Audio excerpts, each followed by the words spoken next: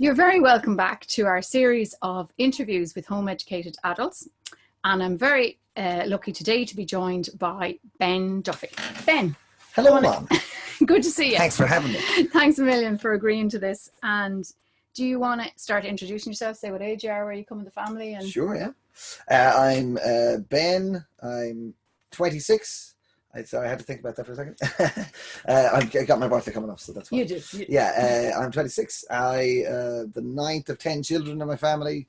I'm a musician, and but I also do. Yeah, I'm a musician, so that means I work lots of jobs. But you're a musician who can run a bar. Yes, basically. Yeah, more or less, and well, one or two other skills. I've worked in kitchens and stuff like that as well. But okay, yes, you're a main guy to chop veg and put things together. I certainly am. That's definitely one of my skills. One of the strings to your bow. Yeah.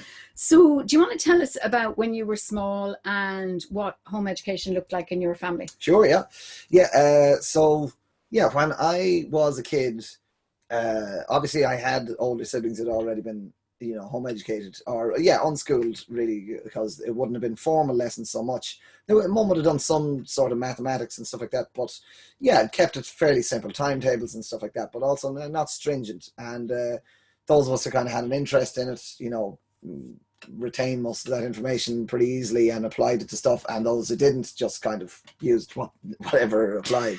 And so for us, from maybe the age of about 3 or 4, no, maybe 4 or 5, I'd say, I remember I had an interest in wanting to learn how to read. That's kind of the only reason that I learned at that age. It wasn't like mum and dad were like, oh, you're 4 now, you have to learn how to read or whatever.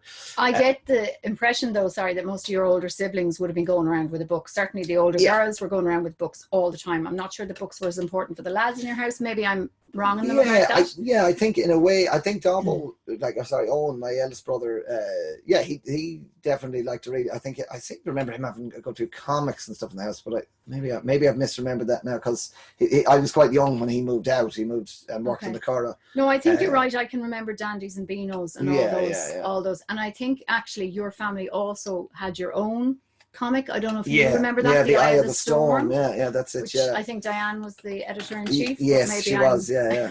I don't know if you contributed to that, or were you too? The later incarnation. It stopped print for about 10 years and then restarted. We all mourned the passing of Eye of the Storm. It was a great asset. It was brilliant, and it was nice having so many readers and artists in your family who could contribute to it. For sure. And I remember a much beloved Labrador, Barney, who had his own comics. He had his own comic strip, he was a bus driving Labrador who wore a hat. In my memory of it. And I seem to remember he had a big accident and then ended up going to hospital, and he was in a full body cast at the end of it. I can't quite remember now, but I think my older sister Mary has it somewhere in the house, so I can dig it out. But it was quite bizarre and quite charming. So learning, you wanted to learn to read, and do you remember how that actually happened for you? Well, I remember the first word I learned how to read was stop, and it was because we were always driving around places, and I just remember the stop signs, and I knew what all the letters were. I knew what the alphabet was, and it was, I could just see. I was always seeing these signs that just said in big letters S-T-O-P. I was like, stop. Okay, I get it now. And then that was kind of the one that cracked the Da Vinci Code of how to read for me. That's really important. And after that, it was mum and dad with me and Tom, my older brother. We were very close, and we'd always hang out together. And so we used to go down to my mum and dad's room in the morning, and they might be having a cup of tea and sitting in bed, or dad might be watching the news. And they had this game that they'd always play with us, where we'd have to spell out a word, and then they'd find words that rhymed with it, that were usually running along the same lines. Like, say, you might have fox and box, and if you didn't know how to spell the first one, they'd help you with it, and then they'd say, how do you spell box? But then they'd move on to a word like socks or something like that that was the same sounds but had a different way going about it. So you'd learn how the relationship of CK instead of CKX or S instead of X, and kind of then piece that stuff together. And then as you were reading, you kind of would learn the exceptions and the rules and all that kind of stuff just by picking it up, just by doing it. So but those games were really fun for kind of making it an exciting puzzle of learning how to read, rather than kind of like having to sit down and learn rules. It was kind of just a kind of fun, like, rewards game as well. And I remember, like, you know, mum and dad had always kind of, it was fun just because it was small and achievable, and whenever we wanted to stop, we could kind of just be like, okay, that's great, I'm going off to we have to go and do something. Play Lego now or something. Yeah. But it was a participative thing with mum and dad in the bedroom. It wasn't sitting at the kitchen table, as so many people think home education has to be. There were no copybooks or pencils for any of this. So it was something that you couldn't provide a record of. But it obviously ended up with you being a literate human being. Yeah, it's true. Well, yeah, so far as I know, I haven't taken a literacy test now, but yeah. What, do you remember your first kind of chapter book, or your first book that you read that you got into? Do you know when you stopped reading Peter and Jane or whatever the first books were in your house? Yeah, let me think now. Guess Mum used to often read to us. I really liked being read to. I think I could picture it better when somebody else was speaking to me, and even now I love listening to audiobooks. But okay, so that stayed with you. That worked for you. Yeah, Mum read us The Hobbit, and she read us. We loved King Arthur, and there's so many different tellings of all the King Arthur stories. She used to more or less buy a new book every 6 months that was a different telling of the story of King Arthur and read it to us. And but I mean, yeah, once again, we loved comics. We had like Zig and Zag comics and the Beanos and the Dandies, and we had we had. Did Asterix ever feature in your house? Because I can remember home ed houses where Asterix, which I just, reading comics to me for my children, I'm sorry, it absolutely was, if I'm a martyr for parenting, it was the Asterix, just, oh my God, even thinking about it just makes me want to, But, so I was really glad when the child who was into Asterix could read those himself. But, and it wasn't that I was against comics or anything, like, because I liked, Judy and Bunty and stuff myself as a child, but I don't know what it was about that book. I found that difficult. Yeah, we had Asterix and Obelix when we were growing up, but it was the older siblings ones, and they were always kind of like tattered hand-me-downs, you know. Whereas one of the things we loved doing was cycling into Summerhill, like the local village, and buying Beanos and Dandies with whatever there might have been, you know, 80p lying around. So or something, it was enough to get one. 3 miles from your house. So it was a decent cycle for a small person. 3 miles in, and you'd buy your comic and come home with it. Yeah. And Calvin and Hobbes, was that more your younger brother, or did you get into? Tom and Jude, my two next oldest brothers, were big Calvin and Hobbes readers, and I did read some of it, but it just kind of went over my head a bit. I found it really funny, and I loved all the kind of, whenever you go into these kind of fantasy worlds, it'd go into full color, and I loved all these crazy sort of things where Hobbes would be a detective wearing a hat, but I didn't really get it, so I didn't understand why the guys were so into it. And I think I was always more into. I loved doing stuff on my own that wasn't reading. I collected Warhammer and stuff like that, you know, and I used to paint tiny models. Little figures and painting them. And I loved drawing as well. I did lots and lots of drawing when I was a kid. It's something that I haven't really carried on into my adult life. That's interesting, because I can remember visiting your house when you were that kind of age, 7, 8, 9, and there was a whole series I remember called Ben's Violence of your rather gory pictures and cartoons, as I remember, and you know, there would have been possibly a wonder about whether you were going to end up as a person who might need a little bit of, you know, intervention at some point. And heck, you turned out to be quite a peaceful guy. Yeah, I know. Yeah. Well, it's funny because my nephew actually, Raoul, he's got a very similar temperament to me. You know, very easygoing, just likes to chat and likes to make jokes and have fun. But he, like me, when I was a kid, I had a massive interest, especially in medieval warfare. I just thought, like, the swords and the castles and the knights, I just thought it was the coolest thing ever, which was great because Mum was an archaeologist. So, and grew up opposite Trim Castle. So if you wanted an environment to go and play. I'm not just Trim Castle. I mean, all of Meath is just a huge treasure trove of, you know, monastic sites and castles, and you know, and then prehistoric sites as well, which, you know, I found also very interesting. But Mum would always bring us, it was the same story. I always think the hardest burden to shoulder, I think, for the home education is definitely in the realm of the parents, just because there's so much work and it must seem so thankless. But like now, I'm so grateful to my parents now. But like when Mum used to bring us she'd wake us up on whatever, a Saturday morning or something, when she'd have the day off, because she worked as an archaeologist a lot of the time, and she'd wake us up, but not even that late, but we were all kind of, no. And she'd be like, come on, we're all getting in the car now, we'll go to Loughcrew or what's it, Clon McNoy's or something like that. Yeah. And we'd all be like, oh, do we have to? I wanted to go outside and play with sticks today. And then she'd eventually, cajole us into the car. And as soon as we got there, we wouldn't want to leave. We'd be like, this is great. Oh, we want to stay here forever. And then when we go home, we'd all be giving out that we had to go home. It was like, and we had such short memories, like we just couldn't, You did this every time she suggested every time, every single time. And she'd bring us to, it was really great, she'd bring us to medieval fairs and reenactments of battles. I remember we went to one in the Bog of Allen, and it was like a big battle reenactment. It was brilliant, like all these guys wearing kind of sort of Saxon era, like, I don't know, Dark Ages kind of era, with weaponry and cloaks, and they'd show how they tanned and how they made furs and all that kind of stuff. Not tanning their skin, you mean tanning hides. Yeah, exactly. Yeah, no, it wasn't tanning beds or anything like that. And they'd often have archery at those things as well. And yeah, once again, I had a real interest in all the archery stuff, but I was not a very violent kid at all. I wasn't going around thugging and beating people up. I was very slight, and I didn't like getting into any sort of trouble like that. No, not at all. You tended to talk your way, as I remember, out of anything where somebody might be squaring up to you. Yeah, I still do that. That's a good skill. It certainly you learned that early, and possibly the 9th of 10 children needs that for survival. It's certainly, I think as well.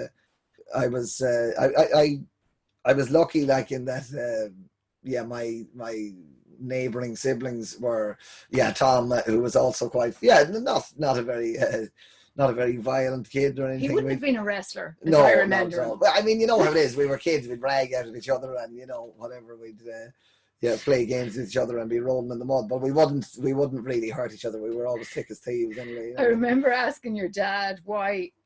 This is speaking as the eldest in a family with 4 brothers and as the mother with 5 sons, and I remember saying, why do boys have to wrestle and get physical? And your father just looked at me like I was silly, which I was. The question was silly, and he said, have you ever watched A Litter of Puppies? Yeah. It's the same story, all right. Yeah. And it's so true. Yeah. So you're reading at 4 or 5, and did you get into the Harry Potters as much as other people your age? I actually didn't get into them until later. I think it was around the time, like, I mean, I remember my godfather, he lived in Switzerland, and he was a friend of our parents, and he used to come over the odd time, and what I mainly remember, he'd always bring a really nice gift, but then he'd always bring a box of Swiss chocolates as well. And I would just go straight for the chocolates. I would just say, oh, cool, yeah. And he brought me the Harry Potter books one year, and that was before any of the films had been released. Okay. And Dee Dee, my older sister, just ate them up. She read them in one go. I was like, oh my God, these are amazing. And I was like, cool, yeah, tell me about it. But I was like, I was too busy eating I'm not going to read those books. No, I think I was very restless as a kid. I'm not even restless, but I loved kind of being physically engaged in something. I liked video games and stuff like that as well, but they were very limited in our house when I was growing up. There was a very limited amount to them allowed. But I loved kind of like going outside and playing with sticks and pretending I was in Lord of the Rings. I absolutely loved Lord of the Rings. And I didn't get to read that until I was a bit older because it was quite dense. But yeah, for Harry Potter, I don't know. I really got into it then when I was about maybe 11 or 12, I think. But when I was younger, I had the books in the house and just didn't didn't spark for you until. But you did read them at 11, 12. Yeah, I did, and did you sit through the whole 7? You were able to read them all. They were all printed at the time. Okay. Yeah, flew through them, and actually, the funny thing was, like, I think they were some of the first books I actually whatever chapter books. Yeah, chapter books that I read myself. I would have read shorter stuff, but once I got into reading, and it would have been around 11 or 12, I flew through books, and there's actually a series of books from the Warhammer stuff that I was reading that I collected home. I've about 46 of them, and they're about 500 pages long each. But I started reading them when I was about 13 or 14, and I flew through them. I just reading so fast. It was kind of crazy because, like I say, I hadn't had that much practice with it, but I think I was so enthusiastic and I loved the reading so much. I just kind of was like, and I had so many of those books. I mean, they're all in the one series, and it's like I still haven't even finished them. It's like they're in the 50s now. Like, and you'd still read them today? Yeah. Okay. I've skipped. It's a massive universe now, so I've skipped a few of them because I'm just like, I read the reviews and I was like, no, I don't think I want to read that one. But I'm keeping the ones that are essential to the storyline. Yeah. But so my reading really came on with those like my kind of being able to tackle a whole book and not seeing it. I think when I was a kid, I saw it as daunting. I was like, oh, that's going to take a lot of time out of going outside and pretending I'm Aragorn. So I better. When in doubt, be Aragorn. Exactly. That's a good slogan. Yeah. So okay, so that's reading. So I know that your older brother, who's only 2 years older than you, Tom, who's also talked to us, he went into school when he was 12, 13. He went into secondary school. Yeah. So at that point, were you thinking about school, or did you miss him, or do you remember what it was like when he decided to go off and be away all day? Yeah, I definitely missed him. I didn't really have any desire to go to school. I knew a good few kids who were in school or had spent some time in school, and it just didn't really sound like something I wanted to do. And I think, the social aspect, like I had really good friends, as you know, because you're related to them, but I had really, really good friends who I loved hanging out with, and I didn't really feel like I was missing out on anything. Okay. And I think, like, socially, the stuff that was going on, I was playing hurling around that age when I was around 8 or 9. And a local team, and it was like an under 11s team or something like that. And I just kind of found there was a lot of like aimless sort of I don't know, kind of aggression or something from the kids my age. And among my own friends, there was just none of that. We obviously, you know, whatever, we'd fight about stuff, but just because that's what you do, you know, it happens. Any people disagree with each other. But I was getting, like, there was like kids, you know, threatening to beat me up and stuff like that. And I was like, what is going on here? Like, I thought we were supposed to, and they're on the same team as you. I'm like, what? And you're so inoffensive. Yeah, and I was just kind of like, what does this guy? And I had kind of always heard about bullies and stuff like that, but I didn't really get that they were like people who actually come up and threaten you about stuff. And I was also kind of like, why is he threatening me? Like, what did I do to this guy? And I used to get that sometimes as well when he'd be walking around in our local town trim. You just get like young lads kind of shouting stuff at you, and I was kind of like, ooh, I don't know if I like those guys. And I kind of noticed that the common denominator was that all of them went to school. So I think I kind of associated that sort of, like you say about the puppies, you know, a bunch of people squeezed into a box together, like, and they're all like kids who are just full of beans, and they'd rather be somewhere else. They're going to be taking out a lot of that negative energy on each other, or just energy, and it turns negative because they're in a negative environment for a lot of them. Now, I'm not saying all kids is negative from them in school, but it just seemed that a lot of those that those sort of interactions were really, really upsetting for me. Like, I'd come home from like hurling being really upset, and like there might just be some fella being like, oh, why are you wearing that stupid helmet or something like, but I'd be he'd have picked on you for something. And it really, really hurt me, that kind of stuff, and I just couldn't handle it. So I think, and I think I could tell from school and from kind of like some of the ways that, or I guessed anyway, from some of the people that I could see who were going to school, that there would probably be a lot of situations like that. And I was just like, even if there's good things about school, I just don't know if I can go through that kind of thing.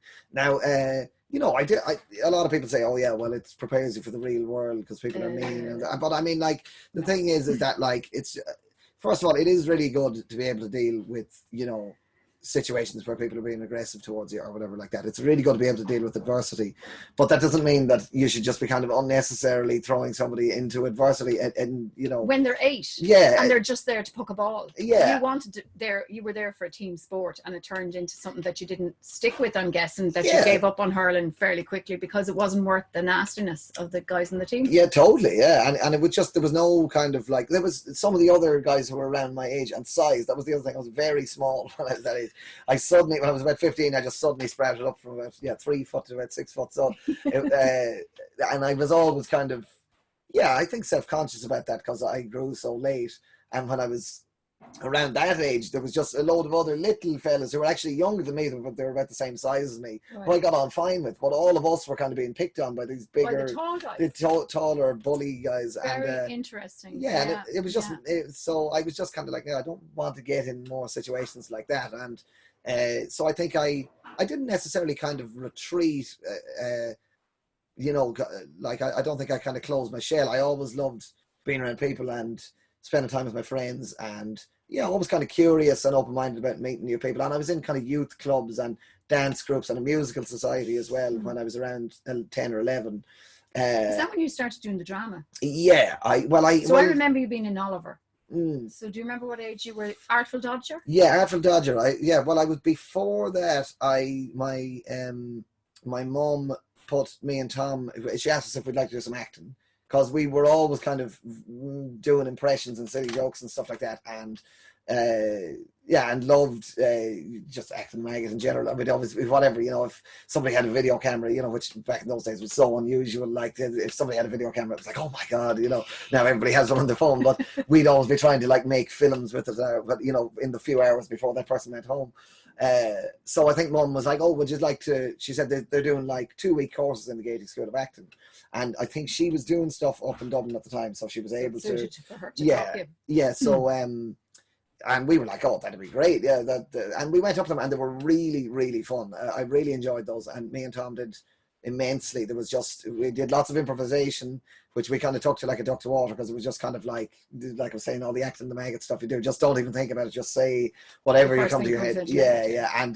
And but then also exercises with acting and meeting other kids who were interested in doing creative stuff and kind of getting some structure to the creative stuff. So they were less into whacking people and giving out you for the colour of your helmet or whatever. Yeah, exactly. So you found a niche in the acting people that you didn't find in the GA. Yeah. And so then you didn't do a junior cert, as most Irish people would do a junior certificate when they're about 15.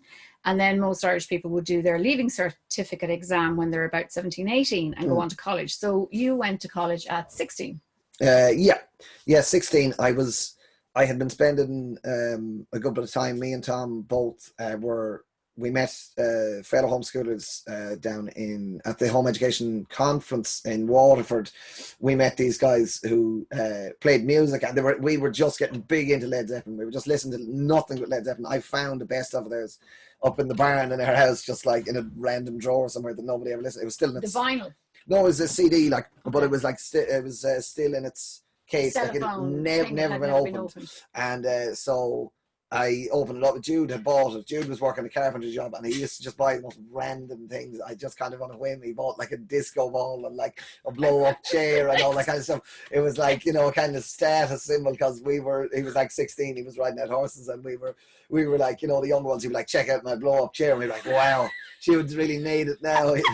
And so he had this Led Zeppelin best of, and I opened it up, and because I remember Siobhan also had like magazines like Q and Mojo and stuff like that. And I remember Hot Press, I think, was also read in your house. Yeah, totally. Yeah, but Led Zeppelin had always been on the covers of these the classic rock ones, and I was like, who are these Led Zeppelin guys? And I listened to them, and I was just like, this is like the best music I've ever heard. And I loved music. I loved singing. I was singing from a very early age, but I kind of hadn't found a music that was just really mine. It was either something that my mom listened to that I loved, or my older siblings listened to that I love, or just kind of random stuff that came on the radio that was like, oh yeah, whatever, this is catchy. But this was like the first music that I'd listened to that I was like, this is what I am all about. And from then, for the next 3 years, and no exaggeration, for the next 3 years, I'd say 80% of the music that we listened to were the 9 Led Zeppelin albums on repeat, just like day in, day out. I was just completely obsessed with them. And the guys who we met down in Waterford were totally obsessed with Led Zeppelin as well. And their dad was a huge fan. He'd seen them live, and we were like, oh my God, someone has seen them live, because of course they disbanded like 30 years before. And we formed a band with them. We played with them. Tom was the drummer, and I was the singer at the time. That was Squirrel Jihad. Squirrel Jihad, yeah. And it was so much fun. We had, and the guys, Ian had the father of Louis and Perry had some experience in bands before, so he was kind of helping us out with arrangements and stuff like that, and kind of letting us know, what the different instruments do in the band, how the bass should go and how melodies should be written and all that kind of stuff. I remember you guys actually performing at a home education conference. I remember Daisy Chain. Yeah. That was one of the songs you wrote, or did? Yeah, Perry wrote. Like that was the thing. Perry wrote the majority of the material, like the vast majority. And you sang and Tom drummed. That's interesting. It certainly is. Yeah. For how things have turned out now. So do you remember when you picked up a guitar first? I suppose I was about. I think it was about 7 or 8. My brother Owen went over to America, and he came back with a Fender Telecaster. And none of them Jude and him and Owen had played a bit of guitar, but they were still kind of learning and, just kind of taking the lessons. And but not like they were getting face-to-face lessons from a human being. They Yeah. weren't learning from YouTube at this point because YouTube wasn't available. Exactly, And you had no yeah. internet. Yeah, where you they were lived. doing group lessons with a local guy called Phil, and he was showing them stuff, but it was all written stuff, and they weren't kind of like playing day in day out. They were just kind of doing the bits he was asking them to do. And I remember picking up the guitar, and I didn't know what I was doing, but I'd always just kind of strum away on it. I loved it. I loved the look of it and everything. And then Jude got a Spanish guitar from Argos, and we still have it. It still works perfectly. I couldn't believe it. And that was the guitar that me and Tom kind of learned on in the beginning. So did that have nylon strings or metal strings? It had nylon strings, which were much easier to play for kids. Yeah. And Ian, Louis and Perry's dad, he was really helpful with us. He showed us like 2 or 3 chords, which we loved the Beatles and we loved Led Zeppelin. They were like our 2 favorite bands. And he showed us like 2 or 3 chords that are used in a lot of their songs. Okay. And any of the chords that we didn't know, we just kind of stopped playing for a second and then just wait until the next chord came around. But you know that Christy Moore says that he only can play 9 chords. Yeah, yeah. And he reckons, like, he's made a career in music, you know, and is a well-respected. I like him. I've seen him He's amazing. live. I saw him only a few months ago, just before the lockdown. I saw him and he was incredible. So what I'm taking is that at the right point, you found randomly the Led Zeppelin album, but also you had these friends whose dad had the patience and time and he's a dote. He's a sweet guy to encourage younger people. And he just had time. He had time to sit with you and say, this chord, try it again. And if you got it wrong, it wasn't like rap over the knuckles and go back and practice. It was like someone who you could sit and really spend a lot of time at the time when the passion was igniting for yourself with the music that you wanted to connect with. Absolutely. Well, and we were very lucky to have somebody who was older than us and who was into the same kind of music as us, who could kind of share the passion, but also had enough technical skill. Yeah, enough expertise, because it's not like he was like a virtuoso on guitar, but he could play a bit of guitar. Sorry, Ian, you're a great guitarist. No, no offense to Ian. All I mean is, like, he wasn't like doing all these crazy lead licks and everything, but he could play guitar and he loved those songs and he knew some music theory. He has a great overall knowledge and a really, really great songwriter and creator. And a great singer as well. And as well, he could play piano. So he was kind of a really great reference point who could really kind of, as well, he knew some theory, but he really kept it to just kind of like the more intuitive part of it, which in the beginning for us made it easier. It demystified a lot of music, or rather just we weren't even really aware that theory was a thing. Okay. Like, it just kind of was like, okay, that's how you play guitar, and you just take it from there, and you know, there's more little bits you learn along the way. That's really interesting. So he didn't feel the need to get a manuscript book or to show you notation or to show you chord tabs or anything like that. So it was all verbal instruction and the physical reality of a guitar in your hand without any of the, and you just absorbed that. It was just, I think it was just the right way for us to kind of get that information and that knowledge. And I think he really understood as well that, like, it's any sort of interest that you have is a real, like, a delicate sort of flower, you know. Okay. And if you damage it in some way, or you kind of give it the wrong connotations or association, the person just won't really want to work on it. I think, anyway. I teach drums now myself at the moment, and I was teaching guitar for a while, but I definitely find that now that what I'm really, really trying to do is try and just find where the interest is for the kid, or for the adults for that matter, and just try and, like, encourage them to just do whatever they find enjoyable associated with that interest. Not because obviously I've got a lot of technical knowledge at this stage, but just not try and snow or avalanche down all this knowledge that doesn't really have any relevance. Just try and keep it that it's very much very, very undaunting, and, like I said, demystified, because to do what you want to do, you, like with music, definitely anyway, it doesn't have to be super complicated, and it actually is only relevant for the kind of here and now. It's like, what am I going to enjoy doing today with the music? Do you know what I mean? Not, what do I need to become this kind of musician or whatever. It's like, there are great musicians who are great, you know, creators or whatever, who have very little technical knowledge for their entire career. Like you say, Christy Moore only known the 9 chords. And I don't think that's true, but he says it. No, I'd say he knows a few more than that. I definitely saw him using more than that. But he's a rhythm guitarist at the point. He didn't have to turn into the next, you know, whatever, pick your hero. Yeah, exactly. Yeah, Jimmy Page or whatever. But he's just a really brilliant guitarist, a great singer and a storyteller, and a balladeer. A balladeer, and he has a real passion for it. You can see that when he's playing. Yeah.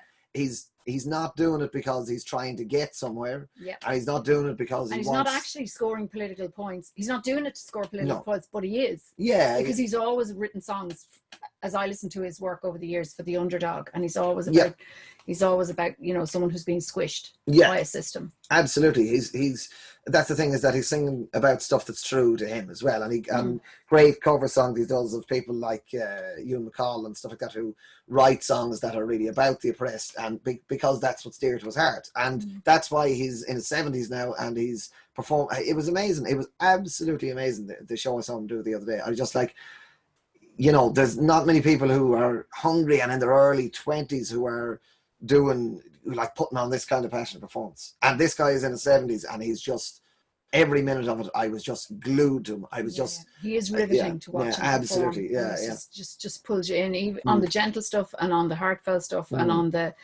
the real social justice kind of stuff. Yeah. So, so you did go and do the theatre. Yeah, so the guys, Ian and Belinda, were teaching at the college. We used to go down and visit them, and as you know from having us visiting as well, when the homeschooling kid comes to visit, it could end up being 3 weeks.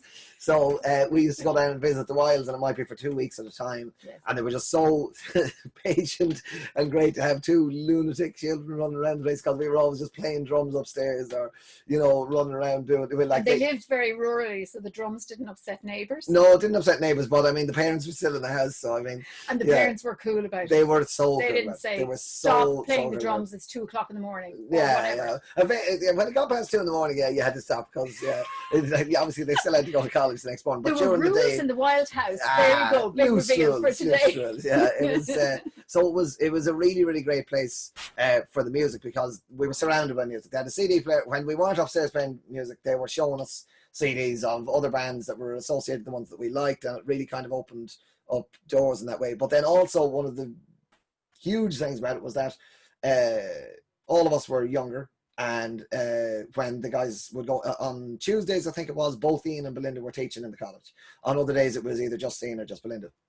So on Tuesdays we had to go with them into college, and they had this fantastic amphitheater, which was just amazing, this great outdoor space that we were able to go in and just watch these rehearsals of amateur actors who were just having the time of their lives. I could just see they were usually comedy shows, that they had on there, and it just looked like the best fun I'd ever seen in my life. And even just sitting there as a kid, who you kind of just introduce yourself to whoever was sitting beside you, one of the other students, and have a bit of a laugh with them or join in on the fun when they'd be making jokes, because they were always just having the crack in the rehearsals.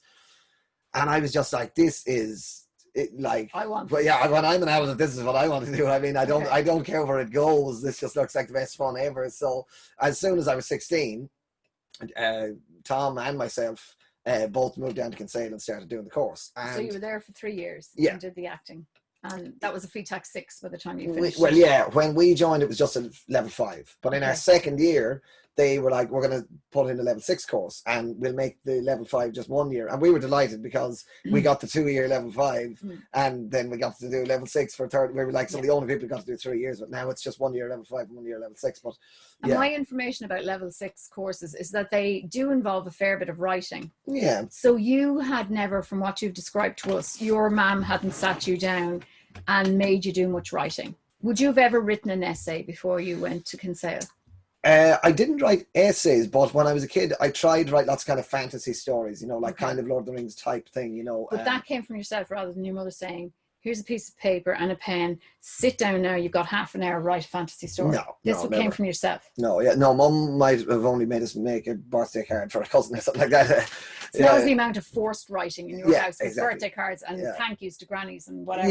But which, to be honest, we would have gladly done. We would have just forgotten about them. That was the only thing. So it was a reminder more than you're not going out to play swords until you do this card for auntie. Okay. No, we loved doing all that stuff. But Yeah. So you wrote fantasy stories. Yeah, and I never got to finish one, but I love just kind of starting them off in my head and be running away with, and this guy will make some plot or something.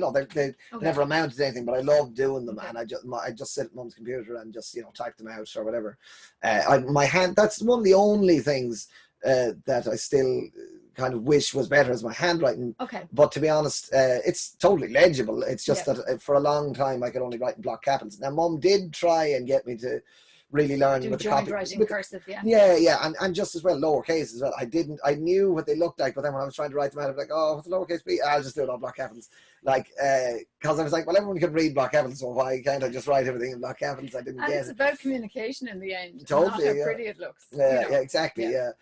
But I do, in a way, I wish I had done just that bit of muscle memory just to get my lowercase better. But I mean, to be honest, most adults I know aren't happy with their handwriting. Like, it doesn't matter whether you're home educated or you went to school. I don't think I know anyone who's like, check out my handwriting. Like, it's really only the generation above mine. So people of my mum's vintage, I would say, who have kind of caught what they would have called copperplate. Do you know, cursive writing, and it's beautiful. And it's funny because if you see my mum and her sister's writing, they're very similar. So obviously there's, I don't know, 3 years between them, and they were in the same school with the same system of how you copy out stuff. So handwriting is a beautiful art form, and calligraphy is something that I see some people who don't really string a sentence together, and they can make very beautiful calligraphy. So absolutely, you're young still. It's a skill for a rainy day, which for sure, we have our fair share of them around here as well. Yeah, actually, Mum did buy. I was really interested in calligraphy, and Mum bought me a calligraphy pen, I remember, and she has really good. Her writing is beautiful. Yeah, really, really good. So, and she knew how to use the calligraphy pen and everything. So, and I did kind of try with some of the letters, but to be honest, at the time I was doing so much of the Warhammer models, which was a very similar. It's very fine movement, fine motor skill. Oh, the brush is like, really, really small. It's like an eyelash. It's so tiny. It is. Yeah. It really is. Yeah. And so, and I think I was kind of like, well, if I'm going to be doing something like this, I may as well just paint that other box of models that I have there. They're sitting there in the shelf, so I better paint. Like, I just loved gaming with all those models and everything. So, I think I kind of was like, I just keep getting better at the painting, and I leave the calligraphy for another time. So okay, before the clock beats us, Ben, tell me about travel and about what you've done for work and earning a crust. So you mentioned that you teach guitar and you teach drums. I know you've worked in bars, and I know you've been abroad and lived abroad and worked in kitchens to earn a crust. So do you want to tell us where you've been and what you've done that way? Yeah, so when I was 17 in college, I started working in a cafe. That was it was just the summer, and so that was Kinsale. Yeah, in Kinsale. Yeah. Now, like when college was on, we had the grant, but then for the summer the grant stopped, so we had to earn a buck. Pay your rent, and in my first year, we actually got by. Obviously, Mum and Dad helped us out because I was only 16. But in my first year, we got by gigging. We were gigging with the band, and I was playing drums with them, and we weren't making like a hell of a lot of money, but enough that we could get the shopping every week. So, and that was kind of all we needed. And me and Tom ended up sharing a room for that summer, which was, I think the rent then was only like 250 quid between us, something like that. Monthly. But honestly, the room was only about the size of this room. It was a single bed.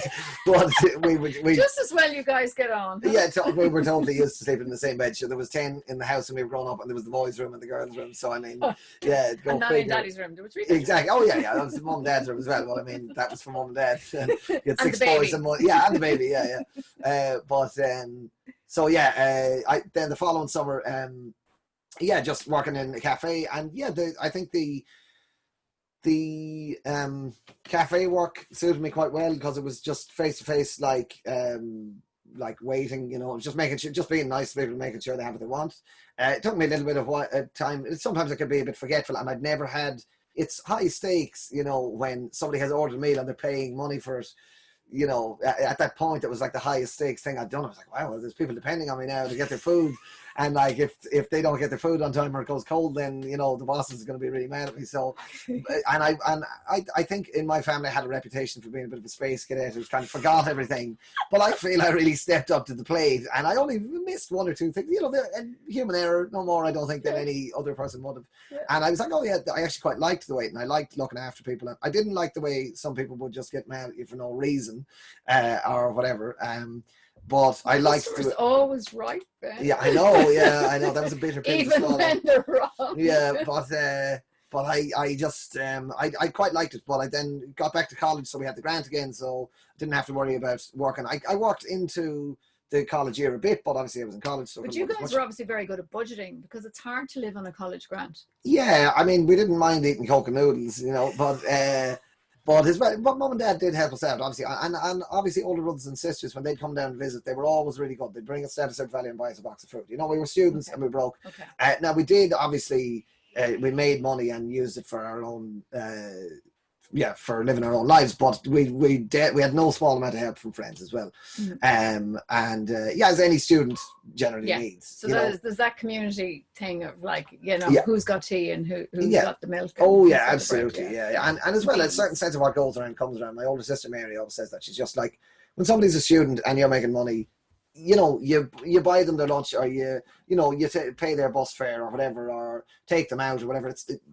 And you just know that when their turn comes around, when they've made their money, they'll do it for somebody else. It's just kind of how it goes. With your older siblings, they would have done it for you, and then now the time comes around where you're helping them with their children. Yeah, so you would have done a fair bit of minding of nephews and nieces. Absolutely, yeah. And those kids very soon.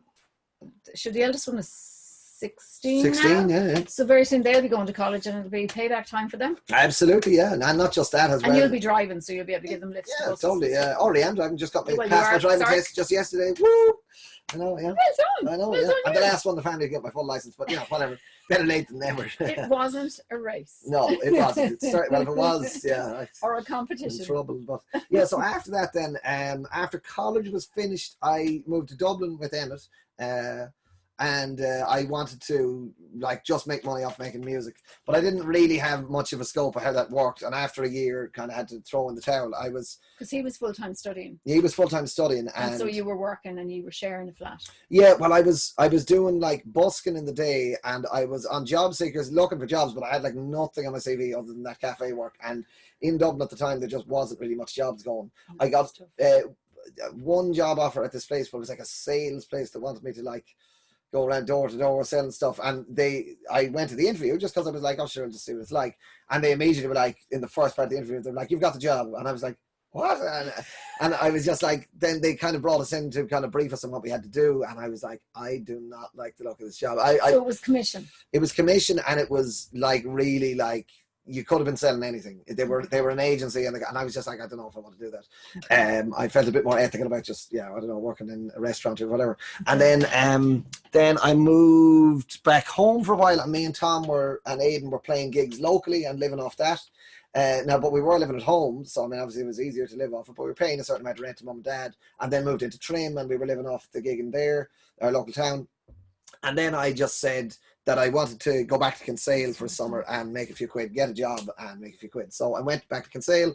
This time without Tom? This time without Tom, just on my own, on my lonesome. And moved into a house where I knew a few people. It was a big mad house. There was 7 people living there. And I got a job. I knew a guy who was managing a restaurant down there, and he got me a job just working as a kitchen porter.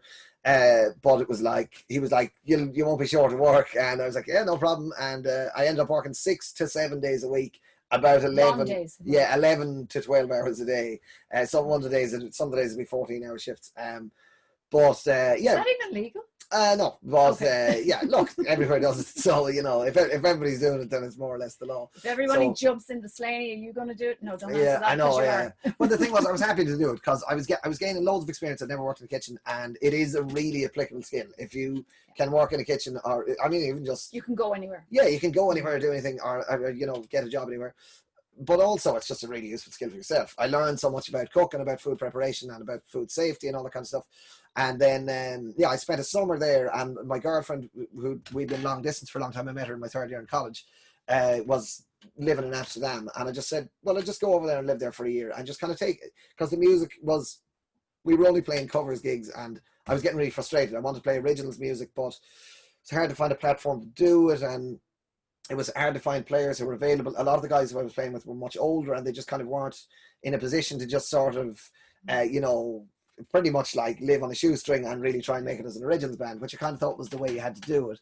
And then the cover stuff was not really what I wanted to be doing, but it was making a few quid. So I was just well, I'll just go away for a year and just work with the kitchen stuff over in Amsterdam, and just have a year where I'll just like, just travel a bit and decide what I want to do, and spend some time with my girlfriend as well, because we had been long distance up to that point, and we might see each other for the summer, but then we might not see each other for 4 months, and it was like hard going. So moved over there, and I was working 2 different kitchen jobs at the same time for most of that, or for a good period of that. One of them got more serious, so I dropped the other job.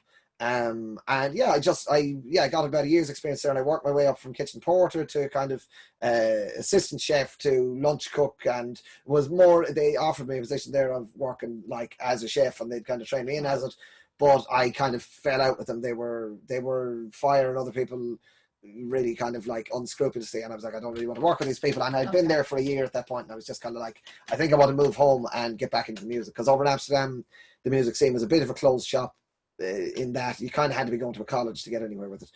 So I moved home, and then decided that if the only way you're going to be taken seriously is that you have to go to music college, I decided I'm going to go to music college. So and I was interested in kind of learning the theory. So I was 22 at that stage, and I used my FETAC qualification, which I had, I think, 7 distinctions and 1 merit in drama at level 6. So that was, a leaving cert points equivalent of somewhere around 500. So it was really good.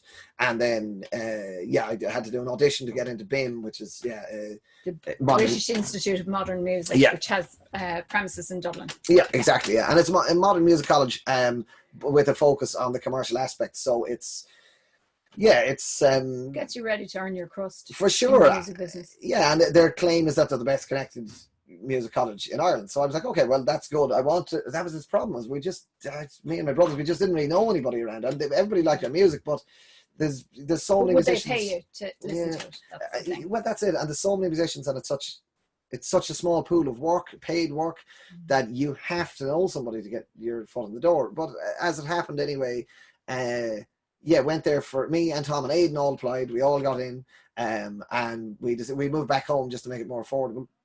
And did the first year there with Tom and Aidan. Aidan dropped out at the end of first year, and went into second year, and I made it to the very end. But I stopped for a number of reasons. First of all, I kind of had some disagreements with the ways that it was being run. The first 2 years were far more practical than the second 2 years. And while I was interested in the academic side of it, I wanted to, from what I had always heard about college, like, I'd only been in a further education college, so writing had been scant, and it was very loose. You were able to write it with a good bit of kind of free reign. But it was incredibly prescribed and kind of boxed in. It was like, you need to write about this topic, you need to highlight all of these techniques. And it just kind of was like, this is me repeating a bunch of exercises that they've asked me to do. And while I do understand what they want me to do, and I know I can get a high grade, because I had gotten, my grades were all high 60s or low 70s. So I was, you weren't troubled by the academic work, but you were troubled about the relevance of it to your life. Yeah, and also then the relevance of the qualification. I was just kind of like, I saw people who were coming out of there who had degrees, who I was like, they're not musicians who I would necessarily want to work with. And so what does the degree mean? Okay. And I was just kind of like a bit kind of disillusioned with the whole thing. And there was great stuff about it, and it was in young college as well, as in it had only been there for a few years. So I appreciated that there was still teething problems, but I was just like, I think I gathered a lot of, they had music business course or class for the first 2 years, where they really explained to you the ins and outs of all the different channels of how to promote your music, how to release it, how to be more appealing to investors or distribution companies or labels, and so I felt like I had a pretty good grasp of that, and had made contacts with a lot of the tutors, that they had said, here's my email, and if you need any advice about anything, you let me know. And had met a good lot of musicians who were, people who might be interested in collaborating, or people who looked like they were going to go on to be promoters and stuff like that. So I just said, I think it's time to leave the place, because I think time-wise, hand over fist, I don't think I'm going to get as much out of it. I've kind of reached the peak now, and I don't think I'm going to get as much out of it going forward. And very interesting about people's reasons for staying at things and leaving things, and there is, I think, a huge value in sticking at a task, even if it's difficult, but also knowing when to cut your losses. And it sounds like that's what it was for you. We're still being recorded. We're good. Yeah. So what did I want to talk to you about then? So yeah, so you did a bit of work as well in the bars for your brother in Trim locally, and the drums. How did you go from guitar to drums? Well, actually, it's funny you asked about the first time I played guitar, because the first time I played drums, I think I was about 8 or 9, and the same brother Owen, who had bought the electric guitar, had a drum kit down at the end of. We had the sport cabin outside, and he had it down in the far room, and I just thought it was the coolest thing ever. I was like, oh my god, drums! And I still remember it had the big pearl sign in the front of it, and I was like, oh, that is the coolest thing ever. And I was like, oh, how do you play these? I was kind of bashing around them. And my brother Owen, who was only beginning on them, but had a grasp of the basics, was like, oh, here, he showed me like just the basic boom, boom, ba, boom, boom, ba. And the coordination like melted my brain, but I sat there for about 2 hours until I could do it. Okay. And then I was just like, oh, I can do this. Right, no bother. And so had Owen, was he self-taught, or had he gotten a drummer to show him, or had he done a few lessons, or do you remember? I can't remember actually how he learned. I don't.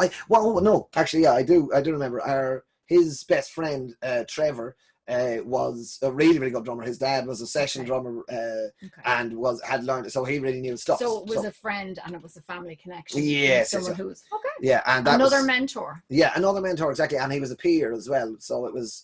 And I think that's a very important part about the home education, is learning from your peers. It's something that, we definitely, like me and Tom and Oisin and Emmett, and our friend group, we learn so much from each other. And you suggest, like at this point of your lives, when you're all in your early to mid 20s, to me it looks like you're swapping books and ideas and podcasts, and listen to this and hear this and have you read this.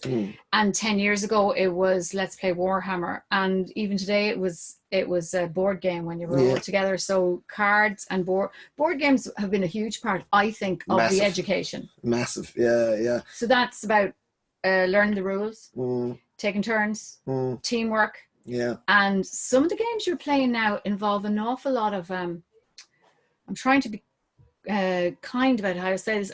There's a bit of shyster behavior.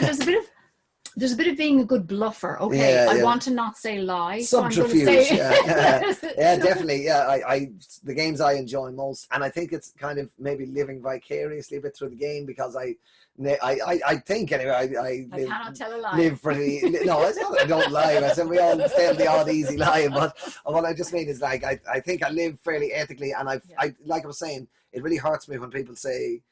Total strangers say mean things to me. I get so upset. I feel like crying, and I think when I really don't like saying mean things to total strangers, because it actually just kind of hurts me. Okay. But in a board game, I'm like, oh well, it's not real, so I can just kind of say whatever I want to, So this is part of the imagination thing carrying on, and the improv. Like you can be this other guy who's pretty nasty and lies in a board game, but you're actually quite an ethical dude. Yeah, totally. I like it. I think it's because that's really interesting. Because a lot of parents I hear. Who think that we shouldn't allow our kids to play games where there's chips or even copper coins or whatever, because they're afraid that the child is going to end up, let's be honest, as parents, our fear is that our children are going to end up addicted to something, whether it's a substance or an activity that's not quite healthy, like gambling or something like that. So that's a huge fear, and that if we don't do the right things, our kids will end up homeless, addicted, and in the gutter. That's actually the bottom line, I think, of a lot of parents' fears. For sure, yeah. And so, but that translates into, do I let my 12-year-old have a few copper coins to play a bit of poker? Where's this going to lead? And I think what I'm learning through talking to particularly your family, who've done an awful lot more of the card stuff and the poker stuff and the things that my upbringing would have said was dangerous and keep kids away from. And actually, do you know what? You've all managed to not get caught by it. Yeah, definitely. I mean, I think, I definitely recognize that the addictive nature of gambling. And gambling was definitely something that I...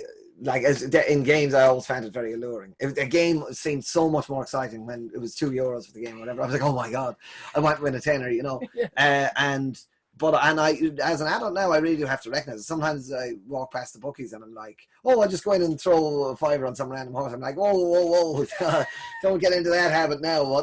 Because it is a really addictive thing. And I think. And did you do Texas Hold'em the way some of your other? Yes, I did. My older brother Jude gave me some tutoring with it, and he staked me because he was a professional player, so he had a huge bankroll.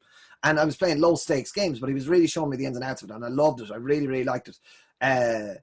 But I was playing for his money as well, so there was kind of a sense of detachment. I didn't get that so much of a rush from, when it's your last tenner or whatever. That's the thing. That's where the gambling addiction, I think, gets really dangerous. It's when it's your own money and there's something very real at stake.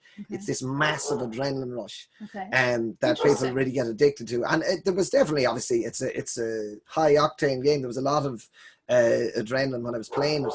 But I think because it was a sort of safety net, or Jude trusted me with his own money, and that was his to lose, I was able to be a bit more calculated and be like, is this the right decision, or am I like playing this hand because it's because I get a rush out of it? So yeah, but still, like I say, I'm not gonna say that I was like had the beast tamed or anything like that.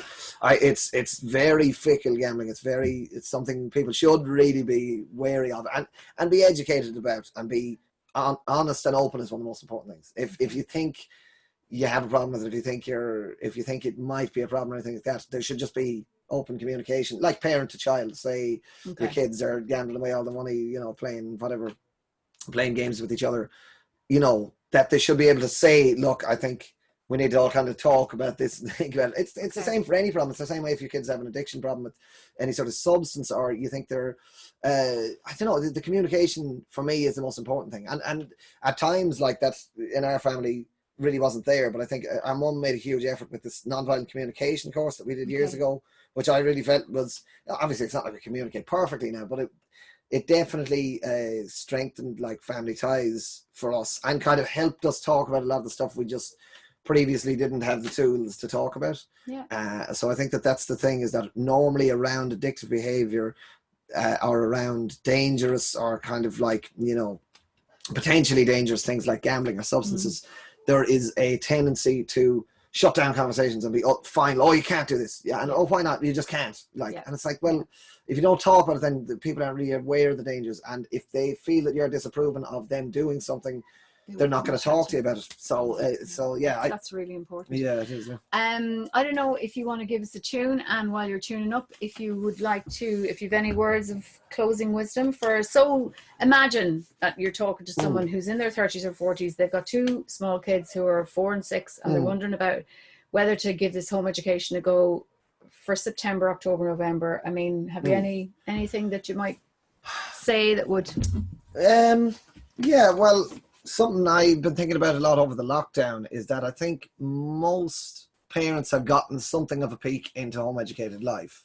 I think, anyway. Obviously, I haven't been a parent myself, but I think that personally, anyway, from seeing other home ed kids growing up, and from my own life panning out, I don't think I was at a disadvantage, more or less in any way, other than the kind of perceived disadvantages of people who weren't home educating, the people who were afraid of it because they didn't understand it. And there were perceived disadvantages. Where will you ever get without a leaving cert or a university degree, which is a base fear of a lot of parents, that if you cannot get them, or if you aren't on a path where it looks like that's the normal progression, what are you going to make of your life? Yeah, and I think that sometimes then, I definitely remember some adults kind of talking down to, when there was home educated and school kids there, kind of being like, oh yeah, can you do this now? Are you all right? So there's a bit of quizzing goes on about whether you know your fractions. And stuff. Yeah, stuff like that. Oh, definitely. Even in my adult life, I remember going to a friend of mine's house. I was 18, I think, and he was much older. He was in his 30s. He was a musician. We used to play together. And his mother, who was a school teacher, said to me, all right, and would you know about it? I can't remember what subject she brought up. And I was like just in their kitchen having a cup of tea, and I was like, what? So you were an adult at this point being quizzed, because there might have been a bit of science, history, or geography knowledge that you didn't know. Yeah, but I think it was threatening for her in her profession as well. So it was kind of just, she needed to reassure herself that you had a gap somewhere in your knowledge. Yeah, and that her job was very important. Newsflash, we all have gaps in our knowledge. Yeah, for sure. Yeah, and obviously the job of a teacher is totally important. You know, in fact, its importance is probably underrated. But you know, that doesn't mean that a parent can't be a good teacher or a kid can't teach themselves. But what I definitely say is, what I think anyway, over the lockdown, parents have gotten a taste of what home educated life is like. Because at the end of the day, for your kid, I don't think there's not much doubts that your kid is going to be any more disadvantaged or have any more danger than a home educated kid. The risk of them, like you say, falling into substance abuse or gambling or any of the pitfalls and ending up homeless down and out. Yeah. You know, I think that having a supportive family around you who love you and communicate with you is definitely, for me, it seems to be the consistently missing ingredient in people who end up in really desperate situations. But for parents, the thing that probably they should be asking themselves, but like I say, I don't know because I wasn't a parent, but is just that, think of how much time you're spending with your kids in your lockdown. And there was times they would have been asking you questions and stuff like that. The kind of, you know, what we're saying in inverted commas, the education part, where they'd ask you questions, the kind of stuff that might have gone on in school.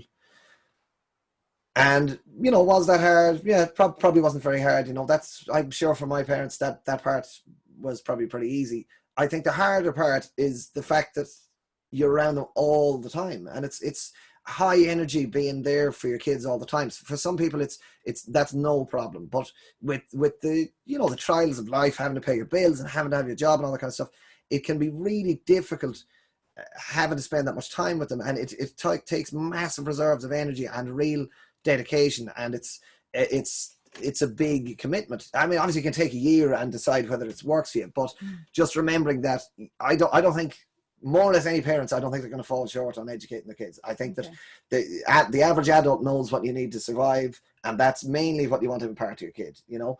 But the day-to-day life of being with them and being patient with them, and like I was saying, communicating and being in a loving way with them, that I'm sure can be really, really hard, and I'm sure can be something that is very daunting, especially when there is so much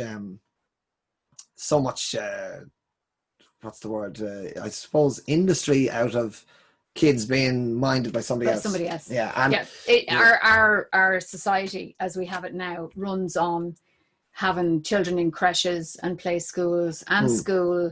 You know, all the tax money that runs our society that's generated from creche workers and play school teachers and then teachers. And so that's the way we've imagined and set up our society. And I guess what's happened over the last few months is that whole way of being has been challenged. And I think I would say that it has been more difficult for people whose expectation was that their 8, 9, 10, 12, 13, 14-year-olds would be somewhere else, and while they would be earning the family's wage. That's been very different in the last few months to a home educated life where your day is set up around everybody takes responsibility for their own bits of the day. And the bit that I feel really sorry or compassionate towards families who were thrown into what they're calling homeschooling, but I would suggest is like remotely mentored or tutored work, where teachers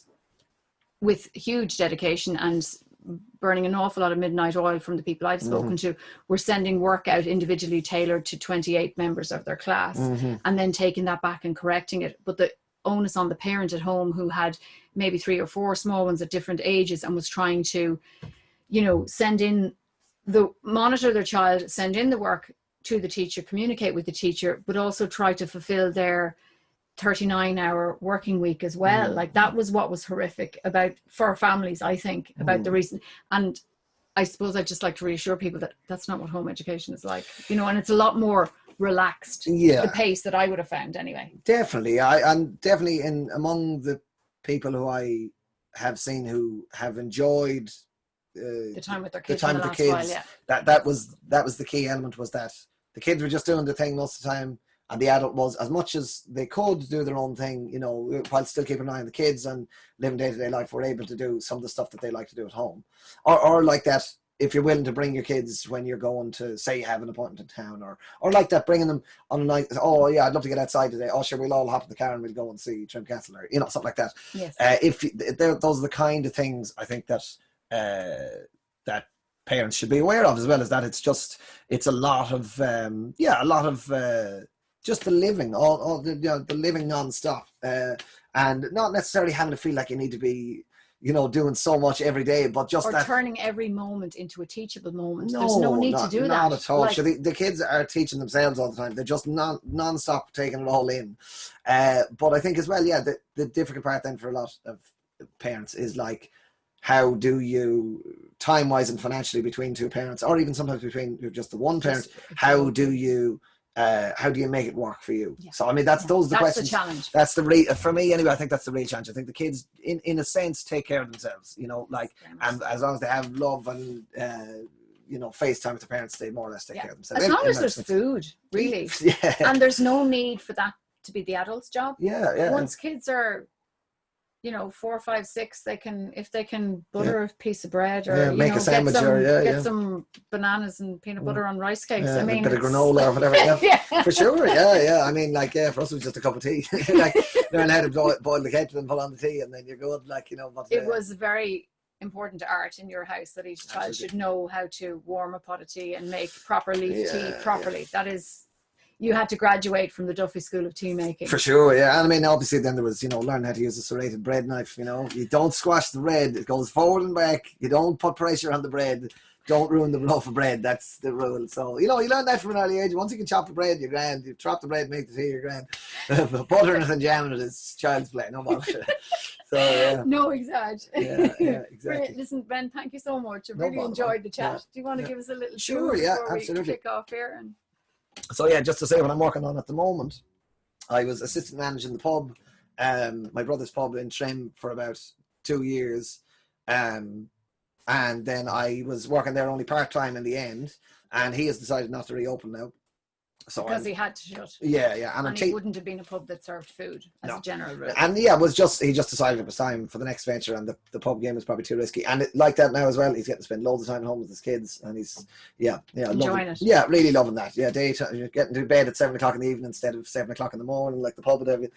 So after working in the pub, I decided that I wanted to just play loads of my own music and write loads of my own music. So what I'm doing at the moment is I'm working towards an album release in February, and I'm planning to do. I'm still on the fence about it. I might do it just with the gear that I have and with the kind of resource I have at my disposal. Okay. But I might do a crowd fund, you know, which is where absolutely. So, and if I do a crowd fund to get a few quid together, I'd like to, you know, employ certain musicians to come down and visit. Otherwise, I'd have to ask favors. But I'm opposed to asking favors at this point. I've done it so many times. I want to pay my friends who are musicians to do the work that they're doing. I feel they deserve it. Nice. So that's kind of one of the main things I want to do the crowd fund for. And then 1 or 2 bits of gear, and then a bit of promotion. Those are the only things that I can do. I'd be putting in my own money as well, but just if I could get a little help from my friends, that'd be great. Well, when you decide on that, like, we can go and put a link and stuff on that, because, you know, for sure, it's important. I think everybody has realized how much music and theatre and poetry and writing has sustained us in the last few months. So those people don't live on a fresh air. They certainly don't. Yeah, we were doing a live stream, once a week, myself and Aidan and Tom and some of our friends, and sorry, just 1 sec, and forgot to turn that off, and that was a really enjoyable thing, especially because so many people there was such positive feedback, and so many people were enjoying it so much. So so this is a song I wrote. This song a few years ago, and I don't normally go saying what a song's about, because I kind of feel like that's up to the person who listens to it, but I just will for a bit of narrative. So I wrote this song during the time of long distance with my girlfriend Neve, when it was at the height of frustration. Just, you know, you'd be there on the phone being like, are they online? Can I chat to them? And you'd just be there like, you know, what do I do now? Okay. And and it was not long before I moved to Amsterdam then, so, which was good, because then after writing this very sad song, I was able to be like, oh okay, well now we live in the same place, so you know the song. But I feel like I kind of want to record it and, you know, I feel like it's a very important thing to do. It's a tribute to that part of your life. Yeah, you were missing her. Yeah, absolutely. Yeah. So.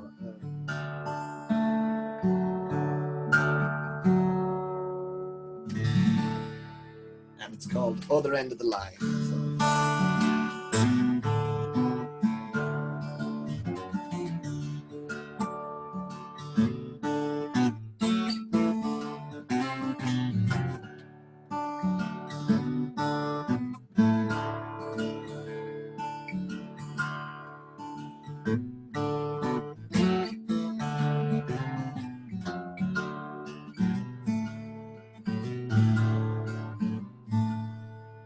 Lines of text that roll across the screen and fall off the other side. No sooner been read than all the meaning has died.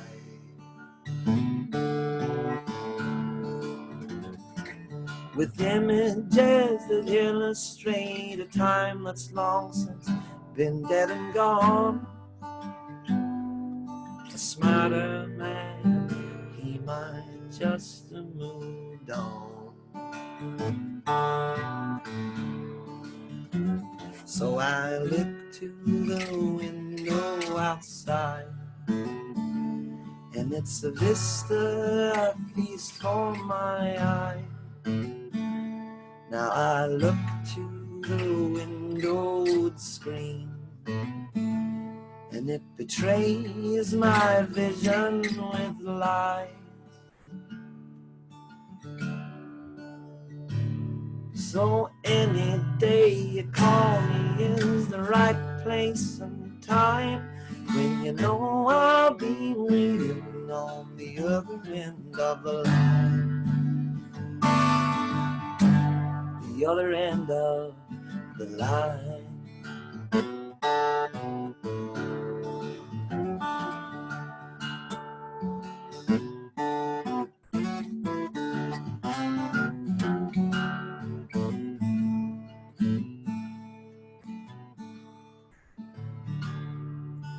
Hours spent staring blankly at a flashing, gleaming, blaring light.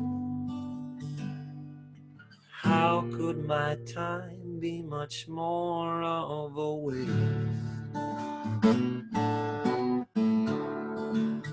But then a beep, a buzzing drone that lets me know that you are here. Maybe you're near, and you've always appealed to my personal taste. So I look to the window outside, and it's a vista, a feast for my eye.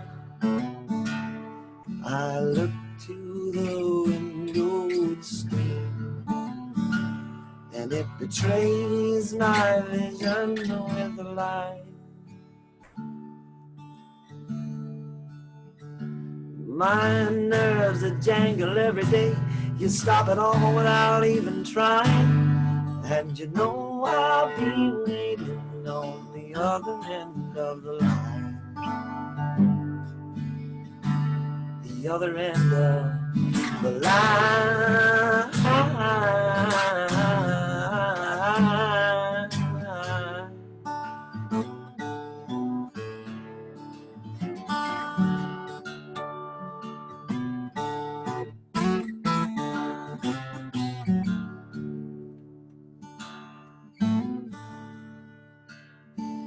So when you're gonna come home, you gotta stop all of my crying, 'cause you know I'll be waiting on the other end of the line. The other end of the line. wow, that's gorgeous. Thank you. Thanks so much, Ben. No problem, Mom. That's great.